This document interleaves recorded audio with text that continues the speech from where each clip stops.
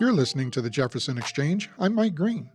My guest is Dave Siddon, Executive Director of Wildlife Images Rehabilitation and Education Center in Grants Pass. For years, Dave has led an organization dedicated to treating injured animals and providing a permanent home for species that cannot return to the wild. Welcome to the Exchange, Dave. Thank you very much. Good to be here. Well, I understand that Wildlife Images operates under the banner Involve, Educate, Inspire. Walk us through those three pillars. Well, we try to educate people, but we do it in a sort of a subtle way. You know, we have a lot of competition when you talk about education anymore with cell phones and kids' preoccupation with technology. So the best way we found to communicate to them or to get them interested in what we're doing is basically to involve them in something we're doing, you know, whether it's helping prepare diets or, you know, getting up close and personal with the animals, whatever, and then educate in that direction. Once you get them involved, you can educate them pretty easily that way. And then, of course, we want to inspire them to do something in their life that's going to make life better for our wildlife. So tell me about Wildlife Images and how old is the operation? Well, we began as a nonprofit officially in 1981, so we're 45 years old now. And it started more by accident than by design. My father was a filmmaker and a writer, and at one point he realized he didn't have to live in Southern California to do what he wanted to do, you know. And so he bought a piece of land up here in Grants Pass, sight unseen, and moved up here. And in the process of moving to Oregon, you go across state lines with federally protected wildlife, like we had eagles and hawks and things. So you have to apply for permits to bring them across state lines.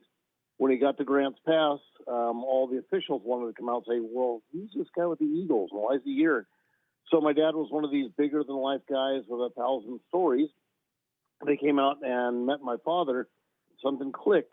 Said, gee, wow, next time we get an injured animal, let's take it out to that guy, and we won't have to deal with it. So that's kind of how it started, and that was about 1973, and it has started to grow pretty rapidly.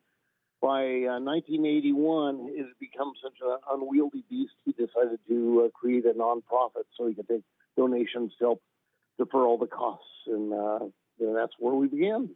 Okay, so as I understand it, your father, known as the Eagle Guy, and Yep. people would bring their injured animals out to him, and that kind of became the catalyst.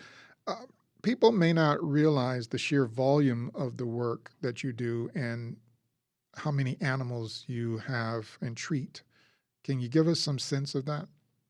Yeah, we had an early spring this year, so we've been inundated. This is middle of baby season. So we get in as many as 40 young animals in a day. That's our record is 40 in a day. Typically, we get, 5 or 6 in a day. So I think we just this last week crossed over 400 animals have come in since the beginning of the year now. And we've got 105 basically right now in rehabilitation. Most of those are, young birds, a nest of birds that gets knocked down or a cat caught, something like that. And so our clinic folks and our volunteers and our interns are extremely busy trying to keep all these little guys fed and healthy so they can go out on their own. How many animals do you care for every year? Roughly 1,000 is pretty close to our average. Wow, and you care for these animals, you rehabilitate them, and then what happens? Hopefully, in a perfect scenario, we take them out and release them back out into the wild. And our success rate is pretty high, higher than the national average. And, and I think a lot of it's due to the dedication of our clinic staff. We have wonderful staff. We have an amazing vet. And, we give them the best care possible. So it's been very successful this year. It's expensive, and the expenses keep mounting. But, of course, we don't charge anybody if they bring us an animal. We absorb all the costs of the rehabilitation and getting them back out into the wild. Well, what are some of the most common challenges that these animal patients face when they arrive? Most of the ones that are the hardest to treat probably are the young birds that have been cat caught, because cats are a huge, huge problem with wildlife. They're indiscriminate. They catch lizards, they catch birds, they catch everything. And their saliva is almost venomous. They've got so much bacteria load in their mouth that when they pierce the skin on a young bird, we're not only facing, injuries, superficial injuries, but also systemic infections and things too. So a lot of times those animals take a whole lot of extra care to get them repaired and back out in the wild. Well, in addition to your hospital patients, you have wildlife ambassadors that you call We do. ambassadors. Tell me about them. Yeah, the wildlife ambassadors are animals that aren't able to go back out in the wild for one reason or another. Psychologically unfit, they're not able to hunt, one thing or another. Maybe they've got a bad wing. There's a lot of animals, like, for example, we have Gilbert, our grizzly bear, that came into us about 2 years ago now. And Gilbert came into us as an orphaned bear in Montana.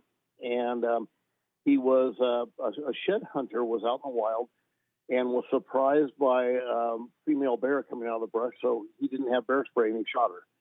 And after she was dead, they found that a cub was there with her. The state got involved and went out and collected the cub, took him to a place called Montana Wild, which is a great facility that took care of the bear cub and nurtured him. And they also put the word out that if there's anybody that could adopt this little guy and give him a permanent home, we'd love to place him. I heard about him, and we decided to take this little guy on. He was just a little 70-pound cub. Now he's approaching 400 pounds. And we built him a big habitat here with a water feature and all sorts of things. And he's a very, very big star on the facility here. Wow, how big is your facility? It's about 25 acres, all things considered. Well, when someone visits your park in Grants Pass, your exhibits are designed to resemble wild habitats, I imagine.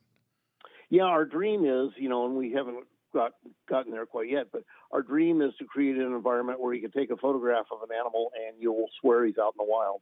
And we've got a ways to go before we get there because, of course, it's a matter of a large expense to build all these habitats and build them right. And so we're working in that direction, though. Well, describe for me the experience for a family that's walking through the park for the first time. Well, the first time you're walking through the park, it's actually become sort of a botanical park, too. We've got a real beautiful, lush environment around. We've got a lot of animals that are ambassadors. We have been lucky enough to be involved in film work for years and years and years. I have a lot of friends in the film business, and as animals from the films retire, we end up with some of them. We've got a Cinereus vulture, which is a condor-sized vulture that we've got. We've got a wedge-tailed eagle. They're from Australia. There's only 3 in the country, and we have one of the 3. And these are retired from film work that become great ambassadors. So they see these guys. They also will get encounters with animals. Our keepers will have an animal out and interact with the public, get a chance to see them up close. Then there's also additional adventures you can get involved with getting a close encounter with an animal. People can pay to go in and help feed the otters, or they can take a wolf for a walk, do some of these things too. So it's a chance to get to know these animals up close and personal. And we try to keep it so it's not really so much a zoo environment, but more of an immersive environment for you and the animals. My guest is Dave Siddon, Executive Director of Wildlife Images in Grants Pass, Oregon. Did you say take a wolf for a walk? Yeah, we have a couple wolves that are very, very human-oriented, and we interact with them all the time. And there are opportunities if people want to come out and go for a walk with one of our wolves. That's an opportunity. Oh, tell me about some of the variety of different kinds of animals. You've mentioned a bear, you've mentioned wolves, you've mentioned all kinds of different birds, otters. I'm guessing various different kinds of cats. Yeah, well, our primary focus is, of course, native North American wildlife, but we do have non-native animals that were sort of given to us, and they were in a bad situation or whatever. So they were either confiscated and sent to us, or they were surrendered, and we took them on. For example, we have 5 swans, black swans, that came into us from a facility that was closed down, and the Portland Humane Society approached us and asked if we'd be willing to give the black swans a permanent home. So we rebuilt our pond, and made a beautiful habitat for them. And within about 3 weeks of getting here, they laid eggs, made a nest, and now there's 5 baby cygnets out on the property too. So we have baby swans out on the pond with the adults. So we have a real broad variety of creatures. You just never know what you're going to see out here. But we don't put on display any of our rehab patients. Those guys stay off public view because we try to keep them as isolated from people as we can so they don't become habituated to humans and become a problem out in the wild. Gotcha. Now we're heading into the summer season, so tell us about your educational camps and how they help kids connect with nature. Yeah, that's something we're really proud of. We have a camp called Camp EEK, which is Environmental Education and Kids, is EEK. And so the kids come out for a week, and each week has a completely different format. So that one week they'll be talking about nocturnal animals, and another week they'll be talking about marsupials, and another week it'll be reptiles. So the kids can come out week after week and experience something new every week out here. And so there's 10 weeks of camp throughout the summer, and it's for kids from 6 to 11 years old. And it's been a very, very big success. It's a sellout just about every year. So what does it cost to run this kind of an operation? The budget, unfortunately, keeps raising because everything gets more expensive on us. The insurance and electricity and all the prices keep going up. Right now, it takes about a little over $1 million a year to keep this place going. So it's a lot of fundraising that I have to do to keep it going. So you're a nonprofit. We are a nonprofit, indeed. You have some creative ways for people to help?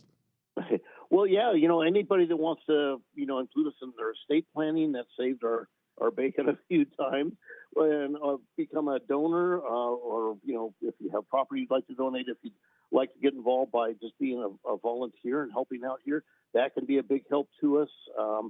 So there's a lot of ways, different ways that people can help, but financially, that's the toughest thing. Attend our events. We have a big event every year that we do as a big fundraiser. We just had a couple of months ago.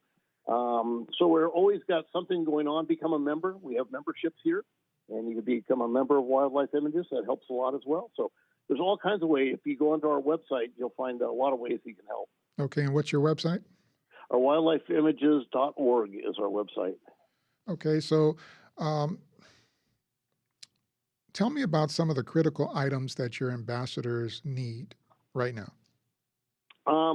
Well, right now we're working on improving the housing. We want to build a big flight area for our eagles. So, materials and services and that sort of thing. So there's a lot of, we just did a drive and got some new incubators for babies because we needed more incubators and that sort of thing. So there's a lot of medical supplies and things that we're always needing. Things that we wouldn't seem obvious, but like golf carts. We really need golf carts. We try to have silent vehicles that don't pollute or whatever around the facility, and the golf carts have been a huge help for us around here too. But we usually get hand-me-downs that are pretty worn out, so we have to spend a lot of time maintaining them too. Vehicles of any sort. We've got a fleet of cars that are way beyond their expected age. So there's thousands of ways you can help. And if you have any doubts, feel free to give us a call. I'll be happy to talk you through a list. There should be a list on our website also of the things that we do need. Okay, we've got about a minute left. You mentioned volunteerism. What kind of volunteer opportunities do you have, or internship opportunities? Yeah, opportunities in everything from maintenance and working and building things to in the clinic and helping with the baby birds, because we, of course, have hundreds of babies this time of year. So helping with the animals and feeding the animals, making diets, helping in the front office. There's a multitude of things that we could use good people with. Okay, so what's the best way for people to stay updated on the wildlife stories that you share online? Probably if they become a member, get on the line and join as a member, and you'll be part of our newsletter that'll go out on a regular basis, and you can get all the information you'd like right there. Okay, so for people who are heading out to Grants Pass this summer, where can they find you? We're on Lower River Road outside of Merlin, Oregon. So exit 61, and you can follow the signs. There's big blue highway signs that take you directly to Wildlife Images. Excellent. We'll have to leave it there. Thanks for joining me today, Dave. Hey, thank you. It's been a chunk of heaven. My guest was Dave Siddon, Executive Director of the Wildlife Images Rehabilitation and Education Center in Grants Pass.